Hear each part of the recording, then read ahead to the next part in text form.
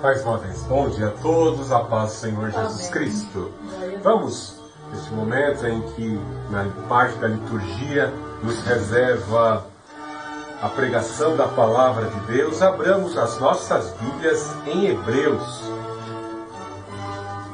Carta de Hebreus, não se sabe quem é o escritor de Hebreus, alguns acreditam que é Paulo, outros acham que é Barnabé, são vários os candidatos. Eu acredito até que seja Barnabé, mas não posso afirmar com toda a convicção. Amém? Hebreus capítulo 13.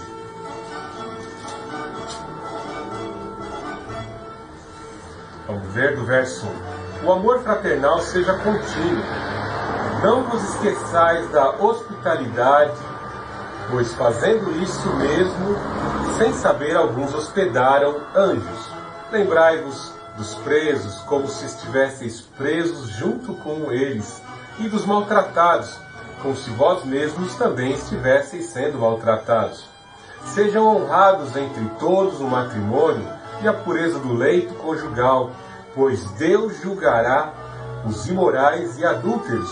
Seja a vossa vida isenta de ganância, contentai-vos com o que tendes, porque Ele mesmo disse: nunca te deixarei, jamais te desampararei. De modo, com plena confiança, digamos: o Senhor é quem me ajuda, não temerei. Poderá me fazer um homem? Lembrai-vos dos vossos líderes que vos pregaram a palavra de Deus, observando-lhes atentamente o resultado da vida, imitai-lhes a fé. Jesus Cristo é o mesmo, ontem, hoje e eternamente. Não vos deixeis levar por doutrinas diversas e estranhas, pois é bom que o coração seja fortificado pela graça, e não por alimentos que não trouxeram benefício algum aos que se preocuparam com eles. Temos um altar do qual os que servem no tabernáculo não têm direito de comer, porque os corpos dos animais cujo sangue é trazido pelo sumo sacerdote para dentro do lugar santíssimo, como oferta pelo pecado, são queimados fora do acampamento. Por isso, para santificar o povo, por meio do seu sangue, Jesus também sofreu fora da porta da cidade. Saiamos, pois, até ele, fora do acampamento, levando a afronta que ele sofreu, pois aqui não temos cidade permanente, mas buscamos a que virá. Assim, por intermédio dele, ofereçamos sempre a Deus um sacrifício de louvor, que é fruto dos lábios que declaram publicamente o seu nome. Adoremos. Deus Altíssimo, Deus de amor, Deus de poder, nós te adoramos, ó Deus Altíssimo. Nós te adoramos, Senhor Jesus. Nós te adoramos, ó Santo Espírito. Ora, vem sobre mim, Santo Espírito, e usa a minha vida, usa os meus sentidos, meu Deus, para a exposição da tua palavra, para a pregação do teu evangelho, em nome do Senhor Jesus Cristo, Pai. Usa, Pai Santo, a minha vida. Repreendei, Pai Santo, todo o mal. Santificai, Pai Santo, o nosso interior, o nosso viver, com o poder da tua palavra, assim como o Mestre disse: vós já estáis santificados pela palavra, em nome do Senhor Jesus Cristo. Nos guarda do mal. Ajuda-nos, meu Deus, a viver nesses últimos dias que antecedem a tua vinda, conforme as tuas orientações, a orientação da tua palavra. Ajuda-nos a proceder conforme a tua palavra, em nome do Senhor Jesus. E conforme a tua palavra, que todo mal, todo inimigo, todo espírito imundo contrário à pregação do Evangelho seja afugentado pelo fogo do Santo Espírito, em nome do Senhor Jesus Cristo. Abençoe a remanescente cristã Filadélfia. Abençoe a todos que nos assistem pela plataforma do YouTube, em nome do Senhor Jesus Cristo. Perdão. E assim glorificamos o Deus Altíssimo, glorificamos o Senhor Jesus, glorificamos o Santo Espírito. Então, o inverno vai se aproximando, o outono e inverno vai se aproximando e a nossa garganta às vezes fica assim. Fiquem calmos, eu não contraí Covid-19 em nome do Senhor Jesus, tá vendo? Louvado seja o nome do Senhor Jesus Cristo. No domingo passado na semana passada eu havia preparado uma mensagem no livro de Hebreus e de repente, ao ler novamente, eu já li várias vezes o livro de Hebreus, eu era até professor dessa disciplina e sempre fui professor nessa disciplina e fiquei inspirado aqui no capítulo 13, pois foi um dos menos pregados por mim, que é o capítulo 13 de Hebreus. E o Senhor tocou no meu coração acerca dos 7 ensinamentos, das 7 orientações que ele passa aqui no capítulo 13 para os hebreus.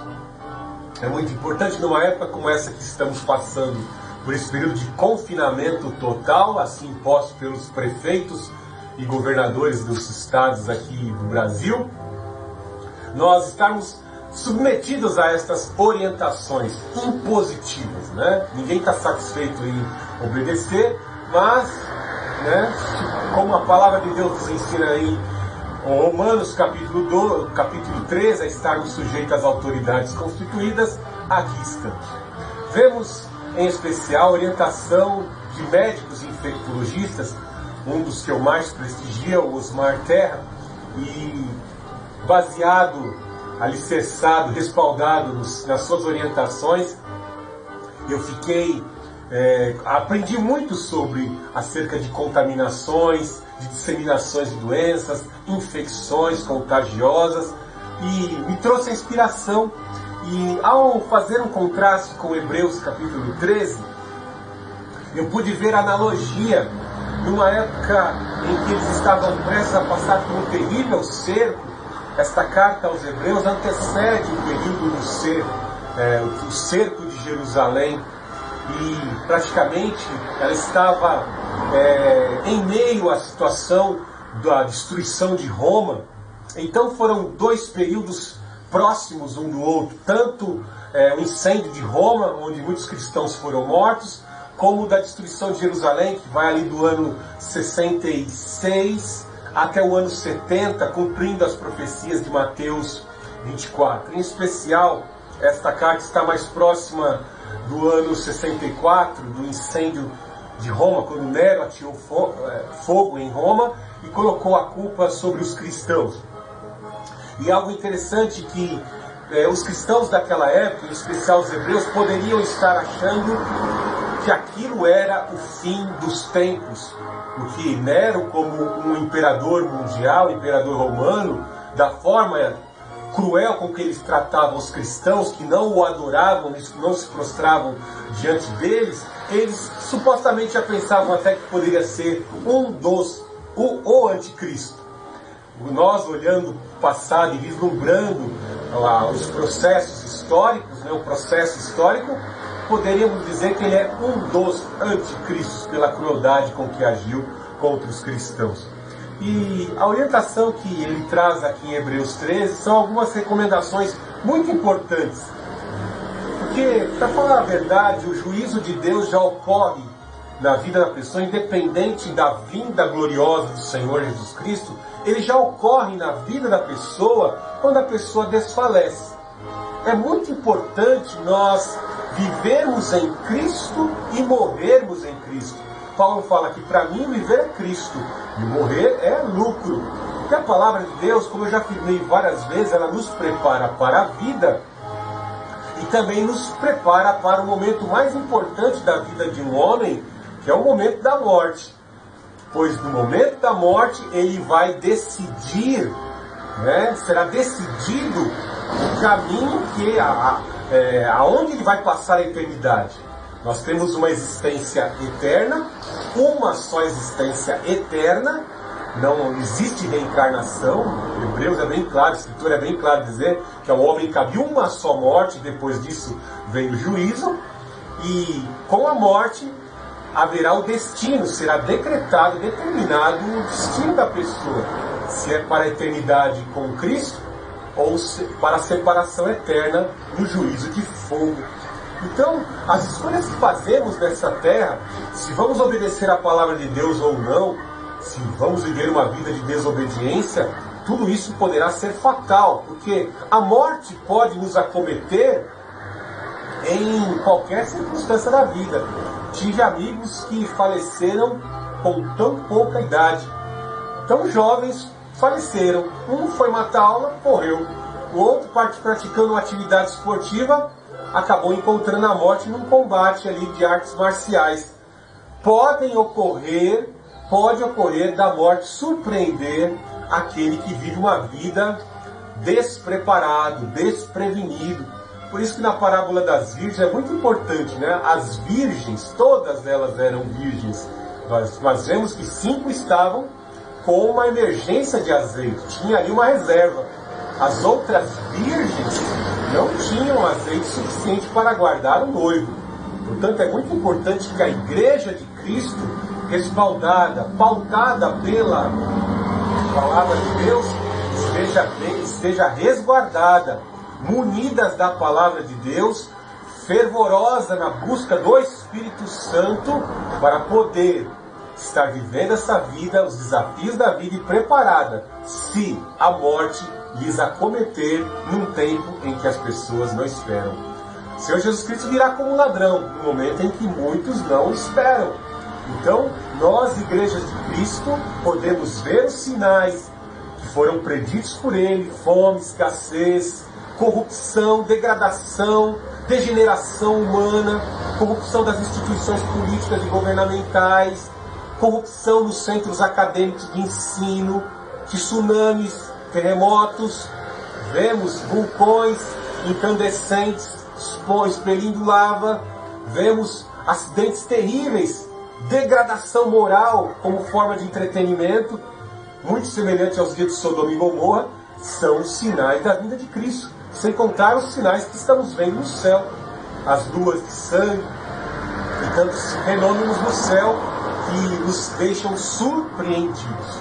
Os avanços da tecnologia também são sinais, cumprindo a profecia de Daniel.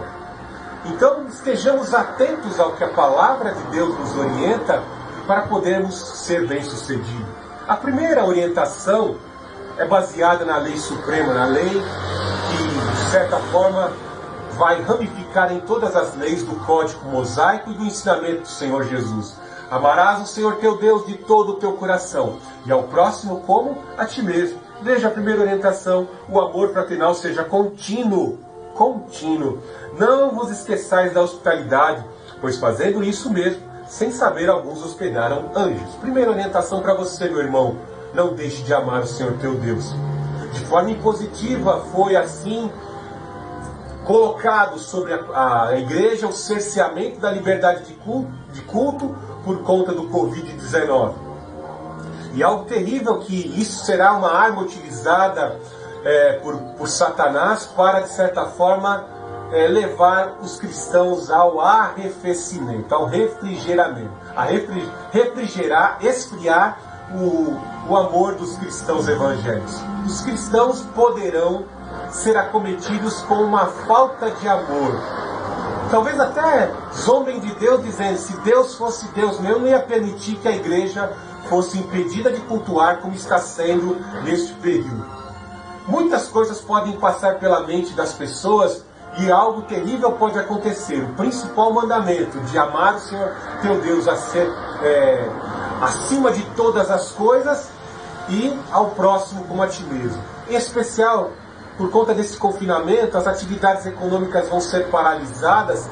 Muitas empresas já estão quebrando, 600 mil empresas já quebraram nessa data de hoje, dia 17 de maio de 2020, 600 mil empresas, e talvez algumas pessoas, pela necessidade e o apego que tem ao dinheiro, podem esfriar o seu amor. Não se pode servir a dois senhores. O Senhor Jesus Cristo ensinou isso. Muitos colocam em pé de igualdade o dinheiro e Deus. Não existe nenhum Deus em pé de igualdade ao Deus Altíssimo. Tudo isso é criação dos homens. O dinheiro foi feito para servir de instrumento de troca, para servir a humanidade, mas muitos idolatram o dinheiro.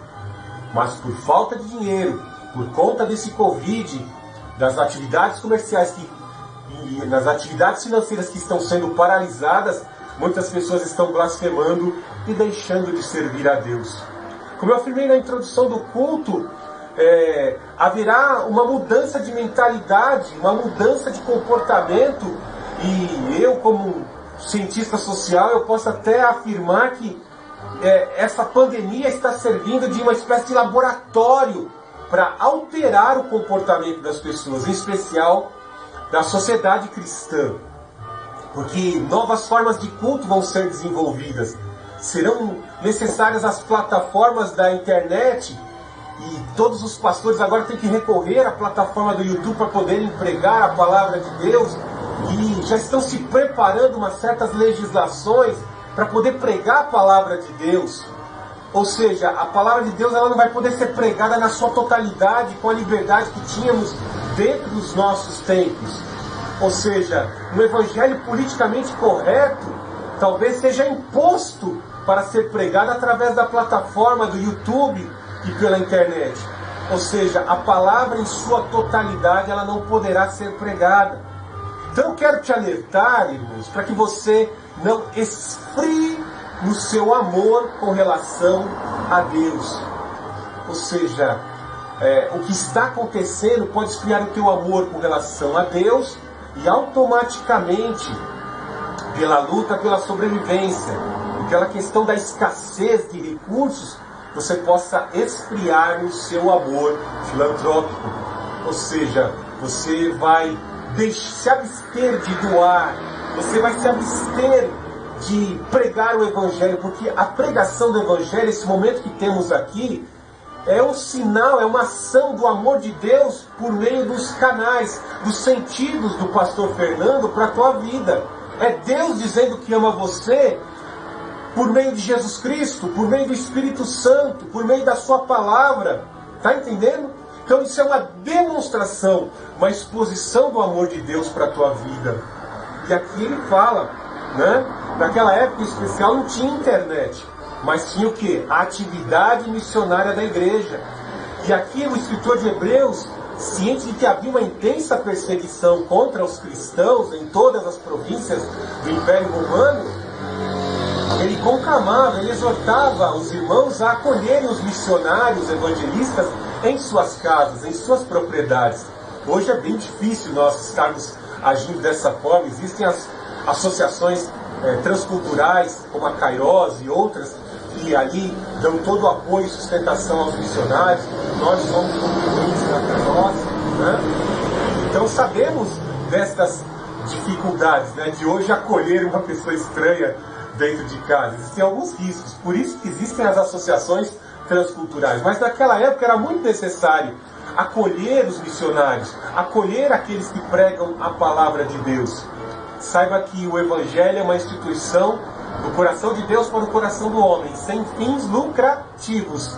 Ou seja, a igreja doa dos seus recursos com liberalidade para que o Evangelho possa continuar sendo pregado.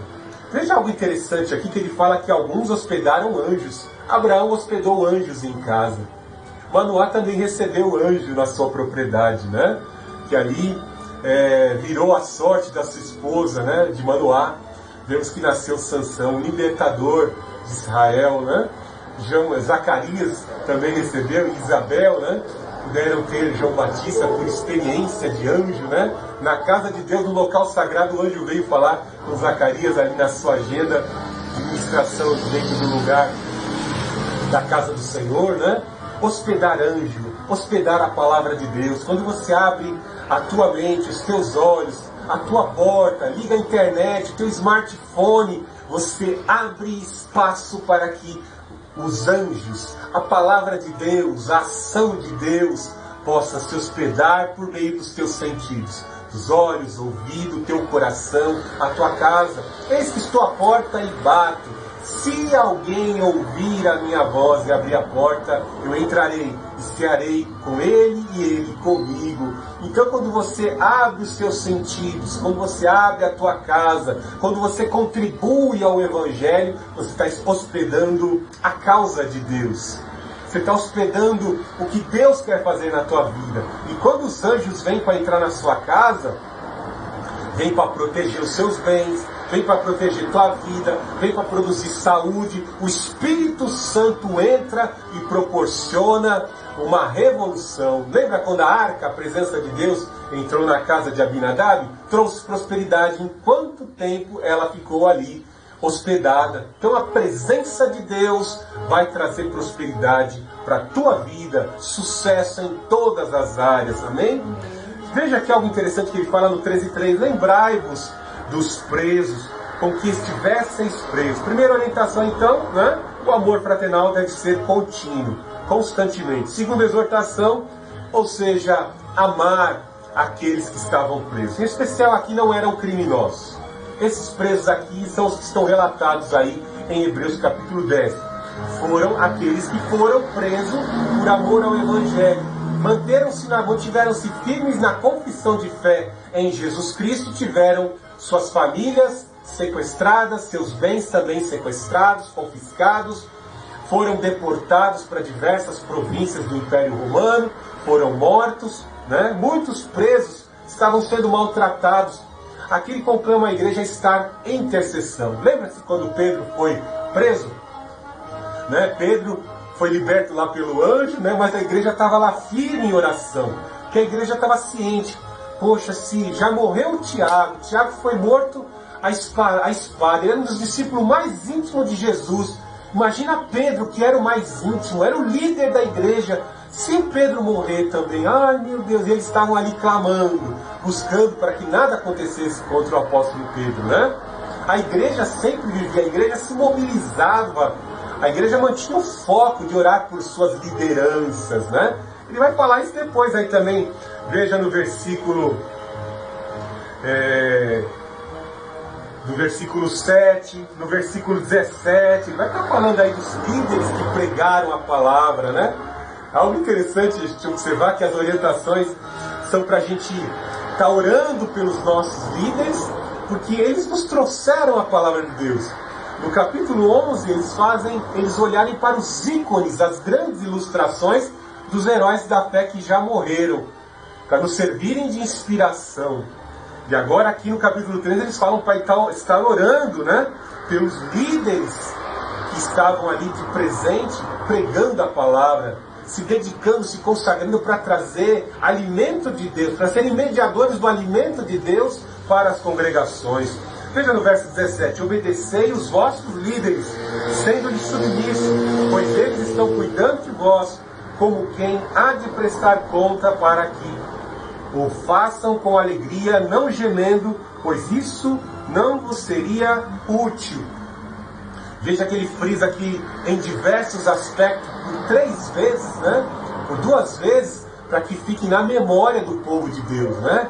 Os pastores às vezes são zombados, pisados, né? Às vezes tem um desprestígio terrível, né? Eu digo isso porque eu me preparo, me consagro a semana inteira para estar pregando. E às vezes você prega a palavra, vai em algum lugar pregar assim, a pessoa se desfaz, né? Rejeita aquela palavra, despreza a palavra de Deus, né? E isso é um negócio tanto que constrangedor, né? Isso às vezes abala até aquele que está pregando, porque você às vezes que critica não conhece a intenção daquele que está pregando a palavra de Deus. Que igreja não é um local onde você tem que ficar ali sentado e simplesmente ouvindo mensagem que massageia o seu ego. O pastor não tem que ficar pregando estratégias de egolatria, acariciando o ego de ninguém, né? O pastor tem que pregar a palavra de Deus. E é terrível, nos dias de hoje, se você traz uma mensagem um tanto pesada, você não recebe um segundo convite às vezes. Porque alguns pastores criam as suas igrejas num verdadeiro mimimi, atendendo os seus filhinhos como filhinhos mimadinhos, né? Num péssimo exortação. Eu conheço umas 8 denominações aí, em que sempre se ouve mensagens triunfalistas. exortações do pecado. Nem no dia de ceia a gente ouve uma exortação acerca do pecado. E as igrejas vão crescendo, filhinhos mimizentos. E agora que veio a crise do Covid-19, como é que essas igrejas estão lidando com a crise? Nesta época aqui, uma intensa perseguição de Nero sobrevia sobre a igreja, acometia a igreja. Muitos estavam deixando de ser cristão e voltando a ser judeu, para não serem perseguidos. E aí? Como é que você está lidando numa época de crise como essa? Veja que alguns estavam sendo presos no versículo 13. Presos por amor a Cristo. E aí? Já temos nos dias de hoje alguns pastores que desrespeitaram a lei, foram dedurados, foram caguetados por próprios membros, quando ali efetuavam e realizavam cultos dentro de suas igrejas. Como eu disse, eu tenho as minhas suspeitas acerca dessa pandemia. E uma coisa é bem certo: pastores verdadeiros foram presos. Veja o belo exemplo do pastor Silas Malafaia, que levanta uma bandeira respaldado na palavra de Deus e respaldado na Constituição e na liberdade de culto que nos assiste. Confiante em Deus, mais convém obedecer a Deus do que a homens, tem mantido a sua igreja com as portas abertas. Então veja, é algo para você ponderar. Muitos na época de crise, eu conheço pastor que já está pegando férias, não faz nem culto pela internet, não faz mais nem mensagem pelo YouTube. O negócio está complicado. Vai pegar umas férias de 3 meses e se ele for reabrir a igreja dele já não tem mais ninguém, né? Que uma coisa bem certa: ovelha, numa época de crise, numa época de fome, ela vai buscar alimento.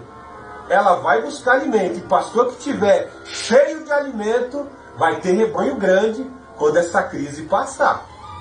Vai ter crise. Olhar para os referenciais é muito importante. É hora de você, nessa época de crise, olhar para o referencial. De quem você está recebendo mensagem, quem está orientando você. Está respaldado na palavra? Fez muitas promessas que não se sustentam numa época de crise como essa? Está cheio de falsos profetas que fizeram aí várias revelações, predições. Chegou a crise e não se cumpriu. Passou a data e não se cumpriu. Determinou datas, não se cumpriu. Ou seja, o tempo e a realidade estão diante dos seus olhos, diante dos seus ouvidos, e você ainda está duvidando ainda. Está duvidando do que o cumprimento das Escrituras está mostrando, e acerca do caráter daquele líder. O Senhor Jesus Cristo mandou olhar para as árvores e os frutos. Às vezes você vê uma árvore bonita, mas veja se o fruto dela é bom. Eu digo isso como pastor. Eu tenho ciúme das minhas ovelhas, eu tenho ciúme dos meus alunos, né? Que como pai eu não dou remédio, eu não dou um remédio que vai ter um efeito colateral contrário.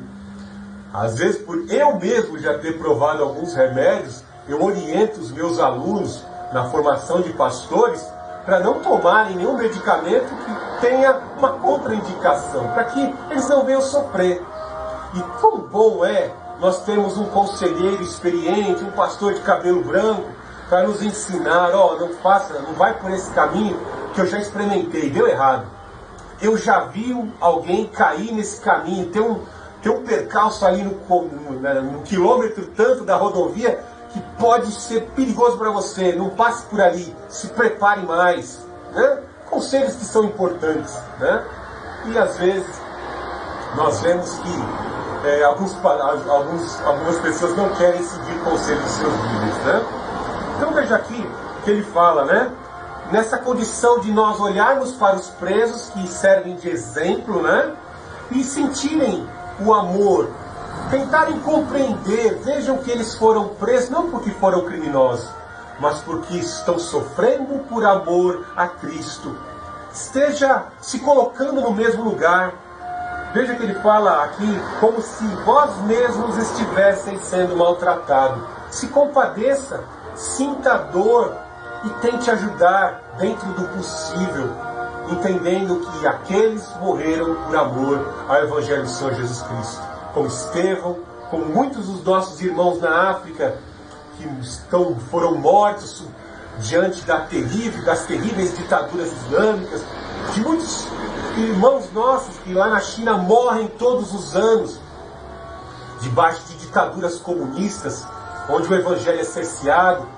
e ser cristão é correr risco de morte.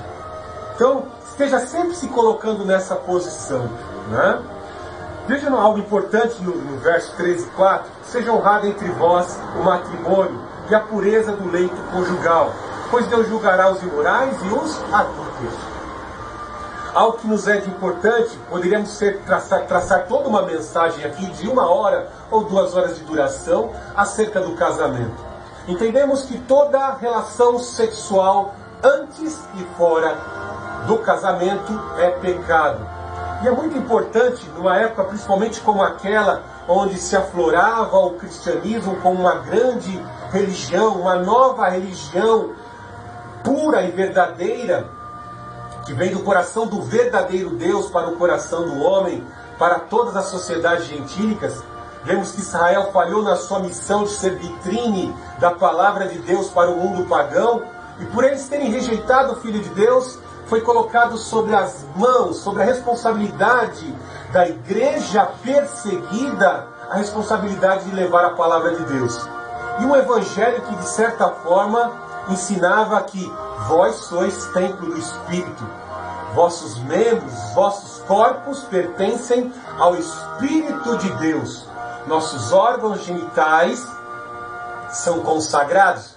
Onde era efetuada a circuncisão? No órgão sexual masculino, somente no homem. Vemos que quando havia a violação do templo, o termo de violação do templo é o mesmo termo utilizado para a violação do ímen de uma mulher. Veja no incidente lá em Siquém, quando o filho de Amor, Siquém, abusa, deflora a Diná, filha de Jacó. O mesmo termo é utilizado quando se há violação do templo. Nós vemos que está completamente deturpada as verdades, os princípios de Deus com relação ao casamento. Sexo e reprodução são fatores importantes no que diz respeito ao casamento. São inerentes ao casamento. Quando vemos o sexo com a bênção de Deus, vemos a reprodução de uma sociedade saudável.